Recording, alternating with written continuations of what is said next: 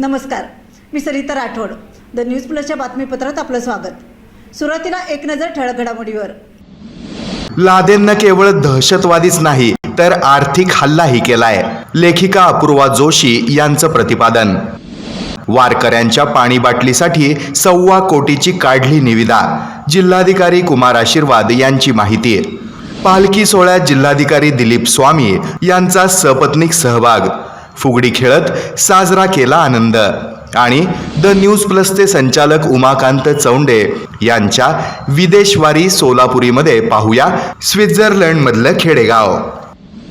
लादेननं फक्त दहशतवादीच नाही तर आर्थिक हल्लाही केला होता, असं प्रतिपादन अपूर्वा जोशी यांनी केलंय. आर्थिक घोटाळ्यांचं फॉरेन्सिक अकाउंटिंग करणं महत्वाचं असतं आणि जगातील पहिला फॉरेन्सिक अकाउंटंट म्हणून चाणक्याची ओळख आहे, असं आपल्या प्रकट मुलाखतीमध्ये आर्थिक गुन्हेगारीचा अंतरंग या पुस्तकाच्या लेखिका अपूर्वा जोशी यांनी सांगितलं. यावेळी बोलत असताना लादेननं फक्त दहशतवादी हल्लाच नाही तर आपल्यावर आर्थिक हल्लाही केला होता, असंही प्रतिपादन अपूर्वा जोशी यांनी केलंय. महाराष्ट्र साहित्य परिषद शाखा दक्षिण सोलापूरच्या वतीनं सोलापुरातील लोकमान्य टिळक एम्पी थिएटर येथे शनिवारी 29 जून रोजी या कार्यक्रमाचं आयोजन करण्यात आलं होतं. यावेळी त्या बोलत होत्या. लाचलुचपत प्रतिबंधक नाशिक विभागाच्या पोलीस अधीक्षक शर्मिष्ठा वालावलकर यांनी ही मुलाखत घेतली. यावेळी सोलापूरचे जिल्हा सरकारी वकील प्रदीपसिंह राजपूत यांची प्रमुख उपस्थिती होती. आपल्या देशामध्ये अनेक मोठे आर्थिक घोटाळे आतापर्यंत उघडकीस आलेत. या घोटाळ्यांवर अभ्यासपूर्ण तपास आणि त्याचं ऑडिट करण्याचं म्हणजेच फॉरेन्सिक अकाउंटिंग करण्याची जबाबदारी मला मिळाली आणि त्यावरूनच या सर्व घोटाळ्यांचा आणि त्यामधील तपासाबाबत आर्थिक गुन्हेगारीचं अंतरंग या नावाचं पुस्तक तयार करण्यात आल्याचं लेखिका डॉक्टर अपूर्वा जोशी यांनी सांगितलं. पोलीस अधीक्षक शर्मिष्ठा वालावलकर यांनी अभ्यासपूर्ण आणि पोलीस दलात कार्यरत असताना केलेल्या तपासाच्या अनुभवावरून अभ्यासपूर्ण असे प्रश्न विचारले आणि त्या प्रश्नांना तेवढ्याच अभ्यासपूर्णपणे डॉक्टर अपूर्वा जोशी यांनी उत्तरं दिली. या कार्यक्रमाच्या सुरुवातीला प्रास्ताविक महाराष्ट्र साहित्य परिषद शाखा दक्षिण सोलापूरचे कार्याध्यक्ष प्रशांत बडवे यांनी केलं. यानंतर अविनाश महागावकर यांनी लेखिका अपूर्वा जोशी, पोलीस अधीक्षक शर्मिष्ठा वालावलकर आणि जिल्हा सरकारी वकील प्रदीपसिंह राजपूत यांचा परिचय करून दिला. यानंतर अध्यक्षा रेणुका महागावकर यांच्या हस्ते मान्यवरांचा सत्कार करण्यात आला. या कार्यक्रमाचं सूत्रसंचालन कोषाध्यक्ष अमोल धाबळे यांनी केलंय तर आभार कार्यवाह जितेश कुलकर्णी यांनी मानलं. वारकऱ्यांच्या पाणी बाटलीसाठी 1.25 कोटीची निविदा काढल्याची माहिती जिल्हाधिकारी कुमार आशीर्वाद यांनी दिली. आषाढी एकादशी पंढरपूर यात्रेच्या काळामध्ये पंढरपुरामध्ये येणाऱ्या भाविकांना दर्शन रांगेमध्ये लिंबू पाणी तसंच 1 लिटर पाण्याची बाटली देण्यात येणार आहे. यासाठी जिल्हा प्रशासनाकडून 1.25 कोटीची निविदा काढल्याची माहिती जिल्हाधिकारी कुमार आशीर्वाद यांनी दिली आहे. पंढरपूर शहर आणि परिसरामध्ये स्वच्छता, पिण्याचं स्वच्छ पाणी, शौचालय, निर्मलवारी, स्वच्छवारी तसंच यात्रा काळामध्ये प्रमुख चौकामध्ये सुशोभीकरण तसंच विद्युत रोषणाई व्यवस्थेसाठी राज्य शासनानं 5 कोटी निधी मंजूर केल्याची माहिती देखील यावेळी जिल्हाधिकारी कुमार आशीर्वाद यांनी दिली आहे. आणि विशेष म्हणजे यंदा डीपीसी मधून 4.5 ते 5 कोटीचा निधी वारीसाठी देण्यात येणार आहे, असंही ते म्हणाले. सीसीटीव्ही तसंच पब्लिक अनाउन्समेंट सिस्टीम तसंच सार्वजनिक ठिकाणी लाइटिंग आणि सुशोभीकरणासाठी 2 कोटींचा निधी असे एकूण 4.5 कोटीचा निधी पंढरपूर वारीसाठी मिळणार आहे. बुधवार म्हणजेच 17 जुलै रोजी पंढरपूर आषाढी यात्रा होणार आहे. वारकऱ्यांची व्यवस्था करण्यासाठी तसंच त्यांच्या सुरक्षेच्या दृष्टीनं नियोजन करण्यासाठी जिल्हा नियोजन समितीकडून 4.5 कोटींचा निधी देण्याची सूचना जिल्ह्याचे पालकमंत्री चंद्रकांत पाटील यांनी केली होती. यानुसार सर्वत्र कार्यवाही सुरू आहे. डीपीसी कडून पंढरपूर नगरपालिकेला हा निधी देण्यात येणार आहे आणि प्रस्तावित निधी नगरपालिकेकडूनच खर्च करण्यात येणार आहे, असंही त्यांनी यावेळी सांगितलंय. पालखी सोहळ्यामध्ये सपत्नीक सहभाग नोंदवत जिल्हाधिकारी दिलीप स्वामी यांनी वारीचा आनंद लुटला. आषाढी एकादशी निमित्त आळंदीतील श्री संत ज्ञानेश्वर महाराज यांच्या पालखीनं तसंच श्री क्षेत्र देहू येथील संत तुकाराम महाराजांच्या पालखीनं आषाढी वारी सोहळ्यासाठी पंढरपूरकडे प्रस्थान ठेवलं आहे. श्री संत ज्ञानेश्वर महाराज यांच्या पालखीचा पहिला मुक्काम आळंदीतील गांधीवाड्यातील दर्शनबारी मंडपात करण्यात आला होता.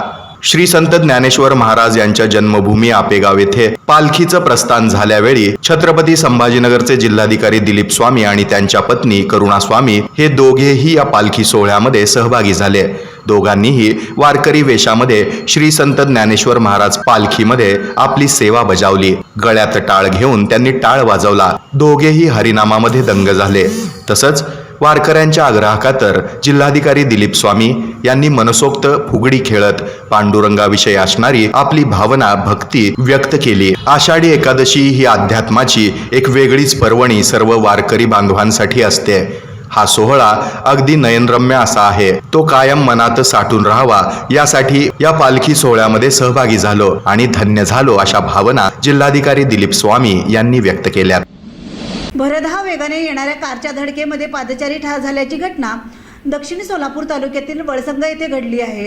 दक्षिण सोलापूर तालुक्यातील वळसंग येथे रस्ता ओलांडत असताना भरधाव वेगानं आलेल्या कारच्या धडकेमुळे आळंद येथील 45 वर्षीय व्यक्ती मृत्युमुखी पडला. मंतू देवलू राठोड वय 45 राहणार माड्याळ तालुका आळंद असं या वाहनाच्या धडकेमध्ये मरण पावलेल्या व्यक्तीचं नाव आहे. हा अपघात 28 जून रोजी रात्री 9 वाजण्याच्या सुमारास घडला. याबाबत वळसंग पोलीस ठाण्यामध्ये गुन्हा दाखल करण्यात आला आहे. मंतू राठोड हा कलबुर्गी वळसंग टोल नाक्याजवळ रस्ता ओलांडत होता. इतक्यात सोलापूरहून अक्कलकोटकडे जाणाऱ्या एका कारनं त्याला जोरदार धडक दिली. या अपघातामध्ये मंतू राठोड गंभीर जखमी झाला. त्यास तात्काळ कुंभार येथील रुग्णालयामध्ये उपचारासाठी दाखल करण्यात आलं होतं, परंतु डॉक्टरांनी त्याला मृत घोषित केलंय. याबाबत डॉक्टर शैलेश माने यांनी या घटनेची खबर दिली आहे. दर्शक हो, अनुभव या स्वित्झर्लंडमधील खेडेगाव. द न्यूज प्लसचे संचालक उमाकांत चौंडे यांच्यासोबत पाहूया विदेशवारी सोलापुरीचा हा वृत्तांत. दर्शक हो, स्वित्झर्लंड म्हटलं की केवळ गजबजलेली शहरं, सगळीकडे झगमगाट, पर्यटकांची रस्त्याच्या दुतर्फा गर्दी, अनेक विलोभनीय दृश्य आपल्या कॅमेऱ्यात टिपण्यासाठी चाललेली धडपड, केवळ असंच चित्र आपल्या डोळ्यासमोर उभं राहतं. पण असं असलं तरीही ज्या पद्धतीनं आपल्याकडे ग्रामीण भागामध्ये लहानशी गावं, खेडेगावं, वस्त्या आहेत, अगदी तशीच छोटी छोटी गावं स्वित्झर्लंडमध्येही आहेत. तेव्हा करूया या गावांची सफर द न्यूज प्लसचे संचालक उमाकांत चौंडे यांच्यासोबत. अर्थातच विदेशवारी सोलापुरीचा हा खास वृत्तांत.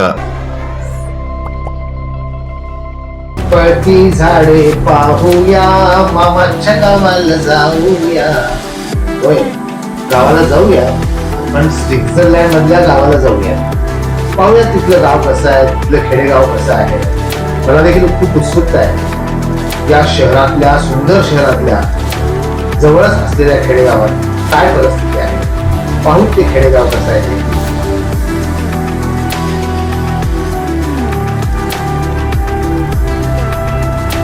स्वित्झर्लंडमध्ये शेती करण्यासाठी जमीन खूप कमी आहे, कारण जास्तीत जास्त स्वित्झर्लंड हे डोंगरावर बसलेलं आहे. तरी देखील येथे शेती आणि पशुपालन मोठ्या प्रमाणावर आहे बरं का. आपण पाहू शकतो येथील गाव मोठ्या प्रमाणात विकसित आहे. ते येथे उत्पादित केलेले शेतीमाल विकण्यासाठी आठवडे बाजार देखील असतो.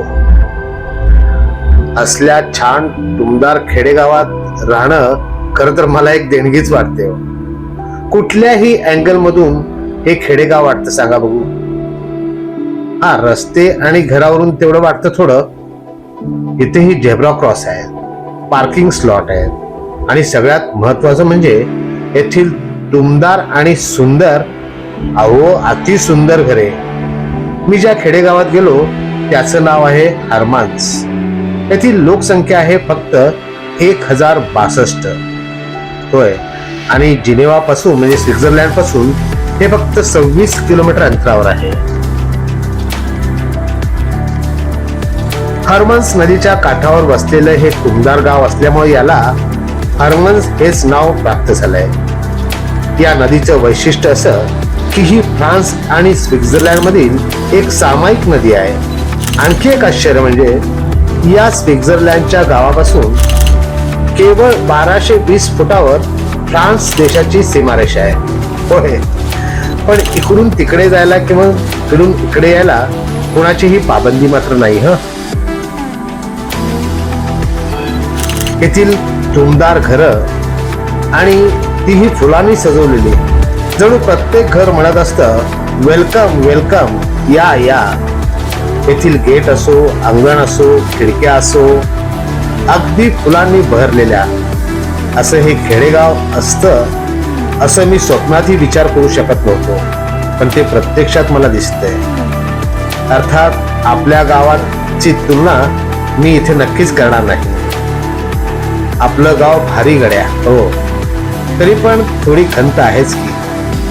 आपलं गाव, आपलं खेडेगाव हे थोडंफार असं व्हावं आणि होईल हो, होईल होईल मित्रांनो, एक दिन अपना भी आएगा. कारण मेरे देश की धरती सोना उगले उगले हिरे मोती, वो मेरे देश की धरती. तर मित्रांनो, या भागात आपण पाहिलं MIDC, त्याचबरोबर खेडेगाव आणि शहर देखील. तर अशाच गोष्टी घेऊन मी या भागातून येणार आहे. आपण पाहत रहा विदेशवारी सोलापुरी, फक्त द न्यूज प्लस चॅनलवर. येथे घेऊया अल्पशी विश्रांती. पाहत रहा द न्यूज प्लस, बातम्या प्लस बरंच काही. Classic collection.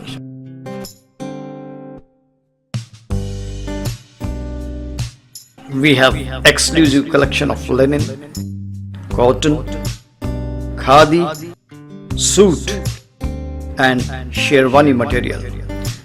Single stop of all leading brands like Raymond, Linen Club, Linen Fiesta, Sierra, Donier and much more. So ladies and gentlemen, to visit our showroom Classic Collection. Classic Collection, Vijapur West, Sholapur.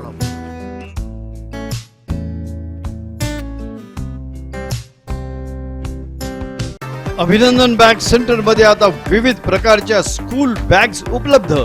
नवीन वर्ष आणि नवीन bags, भरपूर stock, भरपूर varieties उपलब्ध. Ladies purse असू देत किंवा valet, belt असू देत किंवा लॅपटॉप बॅग्स. नवी पेठ मधील एकमेव सुप्रसिद्ध नाव Abhinandan bag centre. Fast track, Caprese, Safari, Wildcraft आणि अमेरिकन टुरिस्टर सारख्या विविध ब्रँड्स उपलब्ध. तर आजच भेट द्या Abhinandan bag centre, 14 Janata shopping centre, Roopam Raymond collection समोर, नवी पेठ, सोलापूर. फोन 8888 75 37 96. बँकेत नोकरी लावण्याचा आमिष दाखवत 8 लाखाची फसवणूक केल्याची घटना उघड झाली आहे. जालना येथील भारतीय स्टेट बँकेमध्ये कायमस्वरूपी नोकरी लावतो असं सांगून 7,99,800 रुपयांची फसवणूक केल्याप्रकरणी तिघांविरुद्ध जेल रोड पोलीस ठाण्यामध्ये गुन्हा दाखल करण्यात आला आहे. सोलापुरातील न्यू पाच्छापेठ अशोक चौक येथे राहणाऱ्या व्यंकटेश नागनाथ चौगुले यांनी आईचं सोनं, वडिलांच्या सेवानिवृत्तीचे आलेले पैसे आणि स्वतः बचत केलेले पैसे असे एकूण 7,99,800 रुपये वेळोवेळी आमिष दाखवलेल्या संबंधित व्यक्तीला पाठवले. काही दिवसानंतर व्यंकटेश चौगुले यांनी आपल्याला नोकरी केव्हा लागणार अशी वारंवार विचारणा करण्यास सुरुवात केली. परंतु संबंधित व्यक्तीनं खोटी आश्वासनं देत टाळाटाळ सुरू केली. या प्रकरणी व्यंकटेश चौगुले यांनी दिलेल्या फिर्यादीवरून निर्मला रणधीर परदेशी, रणधीर तुळशीराम परदेशी, दोघेही राहणार जालना, अब्दुल माजिद खान या तिघांविरुद्ध फसवणुकीचा गुन्हा दाखल करण्यात आला आहे. शेवटी पुन्हा एक नजर ठळक घडामोडीवर. लादेननं केवळ दहशतवादीच नाही तर आर्थिक हल्लाही केलाय. लेखिका अपूर्वा जोशी यांचं प्रतिपादन. वारकऱ्यांच्या पाणी बाटलीसाठी 1.25 कोटीची काढली निविदा. जिल्हाधिकारी कुमार आशीर्वाद यांची माहिती. पालखी सोहळ्यात जिल्हाधिकारी दिलीप स्वामी यांचा सपत्नीक सहभाग. फुगडी खेळत साजरा केला आनंद. आणि द न्यूज प्लसचे संचालक उमाकांत चौंडे यांच्या विदेशवारी सोलापुरीमध्ये पाहूया स्वित्झर्लंडमधलं खेडेगाव. याबरोबरच हे बातमीपत्र संपलं. तेव्हा पुन्हा भेटूया पुढील बातमीपत्रात. नमस्कार.